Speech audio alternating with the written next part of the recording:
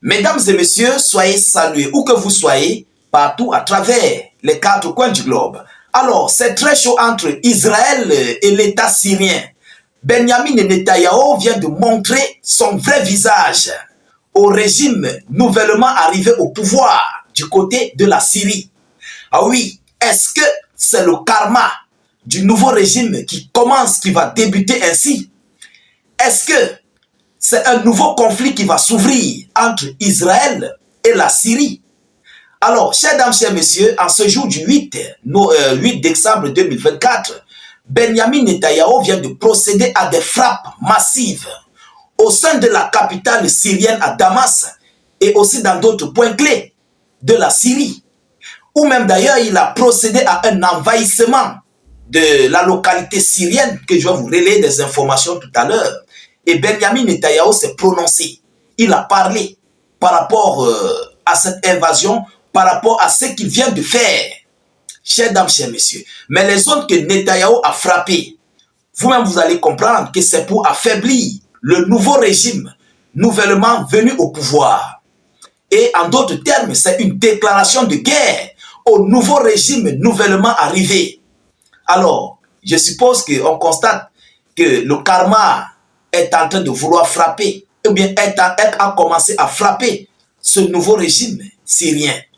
Ah oui, parce qu'ils sont venus par la force et Benjamin Netanyahou les souhaite le bienvenu ou bien la bienvenue au pouvoir et la bienvenue dans les problèmes de la sous-région du Moyen-Orient. Ils ont chassé M. Bachar al-Assad, croyant que eux-mêmes seront en sécurité. Ils l'ont fait, croyant que non, peut-être Israël va les protéger, mais c'est mal connaître le régime de Benjamin Netanyahou.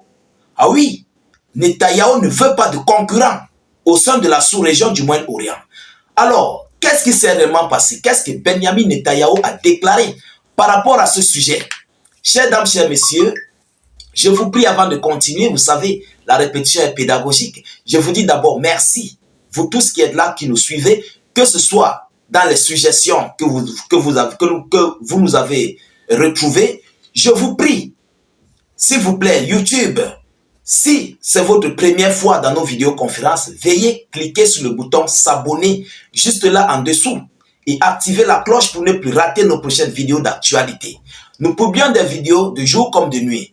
Pareillement pour Facebook, si vous êtes nouveau sur notre page Facebook, cliquez sur suivre juste là en dessus et activez la cloche de notification pour ne plus rater nos prochaines émissions.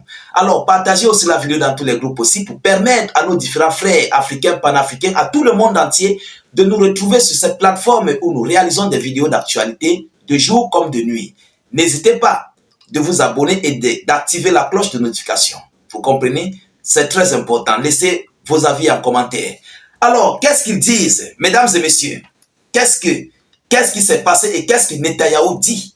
Alors, selon les informations, des avions militaires israéliens ont attaqué des aéroports militaires situés à Damas ainsi que dans le sud de la Syrie, ont indiqué les sources locales. L'armée israélienne déclare la région de Golan, parce qu'il a envahi, ils ont fait un envahissement sur Golan.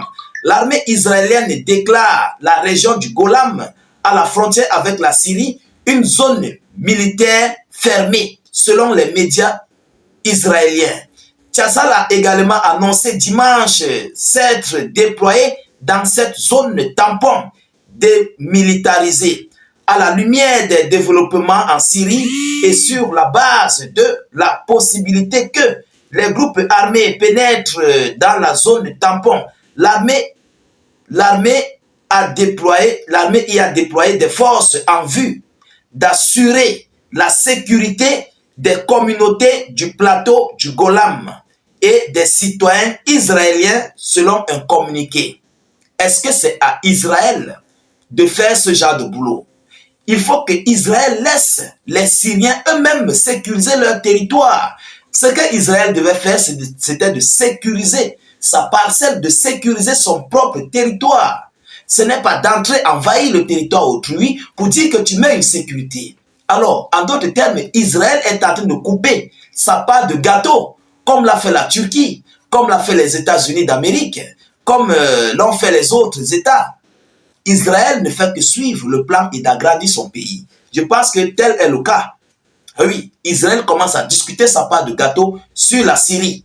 Et vu la situation, demain après-demain, lorsque le régime syrien serait bien assis, je crois qu'il y aura un conflit majeur sur cette situation-là. Alors, mesdames et messieurs, qu'est-ce que Netanyahou a frappé?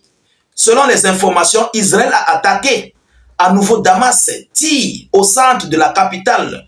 Nouvelle explosion à Damas dans la zone d'Al-Maza et Kafir, Sousa. Des incendies majeurs après que l'armée de l'air israélienne a frappé la zone de sécurité où se trouvent des bâtiments de renseignement et des douanes. Les bâtiments de renseignement syriens et des douanes. Le bâtiment du département de l'immigration est également en feu. Voilà les zones que Benjamin Netanyahou a frappées. Vous comprenez, selon les informations venant tout droit des médias locaux, mesdames, mesdemoiselles et messieurs. Alors, le régime sioniste attaque délibérément les dépôts d'armes à Damas afin que Dieu nous en préserve. Il ne tombe pas entre les mains de l'opposition syrienne et ne soit pas utilisé contre le régime lui-même. Voilà pourquoi, selon Netanyahou, voilà pourquoi il a frappé les zones de dépôt d'armes de la Syrie, tout ce qui s'ensuit, parce qu'il ne veut pas que ces armes tombent entre les mains des militants syriens, de ceux-là qui ont pris le pouvoir, bien d'autres rebelles syriens. Vous comprenez?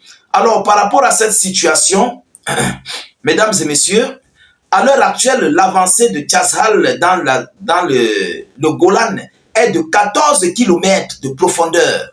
Donc, Israël est entré à 14 km sur le sol syrien. Mesdames et messieurs, le mont Hermon a occupé. Tchazhal a lancé. Le mont Hermon est occupé par Israël. Tchazhal a lancé un avertissement aux résidents locaux du sud de la Syrie concernant la présence de Tchazhal et les a exhortés à rester dans leur maison. Quneitra, Ophania, ça sont les villes, Quneitra, Ophania, Al-Hamidiya, Al-Samadaniya, Al-Garbiya et Al-Kartania. Ce sont les différentes localités où le régime de Netanyahou a pénétré en fait. Les différents villages, les différentes villes. Alors, l'armée de l'air israélienne mène des attaques massives contre les cibles à Damas sur la base aérienne de Kalkala, à l'est de Souada. Excusez-moi des prononciations s'il vous plaît. Sur la base aérienne de Mezès, à la périphérie de Damas, sur les unités militaires à Tel Al-Hamad, Tel Al-Shah et Tel Al-Halib, et des entrepôts à Al-Mayaden. Donc voilà les zones que Netanyahou frappe. Mesdames et messieurs. Alors, l'armée israélienne affirme que le déploiement de troupes dans la zone tampon entre Israël et la Syrie est une mesure temporaire, mais qu'elle pourrait y rester longtemps en fonction de l'évolution de la situation. La décision de Netanyahou de participer à la division de la Syrie pourrait se retourner contre Israël. C'est ce que je vous ai dit tout à l'heure. Partagez la vidéo, s'il vous plaît. Partagez la vidéo. Je vous ai dit ça tout à l'heure. La décision de Netanyahou de participer à la division de la Syrie pourrait se retourner contre Israël.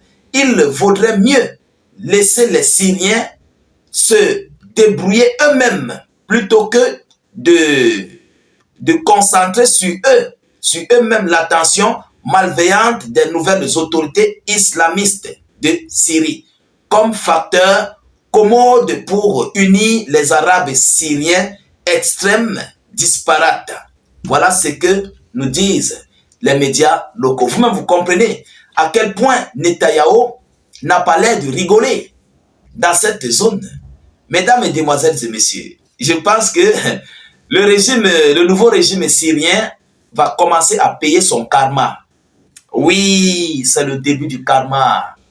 Qui vient par la force sortira par la force. C'est de ça qu'il s'agit. Alors, on n'a pas encore suivi le communiqué du nouveau régime par rapport à cette attaque que Israël vient de faire. Même si ils pouvaient faire, même s'ils peuvent parler, mais qu'est-ce qu'ils vont faire? Rien. Ils peuvent bien parler, mais présentement, ils ne sont pas en état de force. Ils viennent juste de prendre le pouvoir. Il faut constituer les troupes, il faut constituer les hommes, il faut constituer le gouvernement afin de commencer à résoudre les problèmes du pays. Donc, chers dames, chers messieurs, voilà la situation très tendue entre Israël et la Syrie. Alors, qu'est-ce qui va se passer dans les prochains jours à venir? Le monde est inquiet. La sous-région du Proche-Orient est complètement inquiète. Alors, mesdames, mesdemoiselles et messieurs, c'est cette information que j'avais à vous relayer dans cette vidéo d'actualité. Veuillez la partager au maximum dans tous les groupes possibles. N'hésitez pas, s'il vous plaît, de mettre suffisamment de j'aime et beaucoup de commentaires. Vous comprenez? Voilà, partagez la vidéo dans tous les groupes possibles. YouTube, Facebook, Instagram, Messenger, Telegram. Partout où vous pouvez avoir des confrères africains et internationaux connectés. Alors, chers dames, chers messieurs, vous qui nous suivez sur YouTube, cliquez sur le bouton s'abonner juste là en dessous. Sur Facebook, cliquez sur suivre là en bleu et activez la cloche de notification pour ne plus rater nos prochaines émissions. Alors, tous ceux qui sont sur Facebook qui veulent nous rejoindre sur YouTube, le lien de notre chaîne de YouTube se trouve dans la zone de commentaires. Cliquez sur les commentaires en bas, en dessous de notre vidéoconférence. Vous verrez le premier lien, cliquez là-dessus sur le lien bleu. Ça va vous conduire automatiquement sur notre chaîne de YouTube. Dès lors que vous êtes là-bas, cliquez sur s'abonner, partagez la vidéo, laissez beaucoup de commentaires. Si vous n'avez rien à écrire, mettez vive la paix dans le monde. Je vous reviens tout à l'heure pour une prochaine série d'actualités. Soyez encore salués une fois de plus. Ciao, ciao.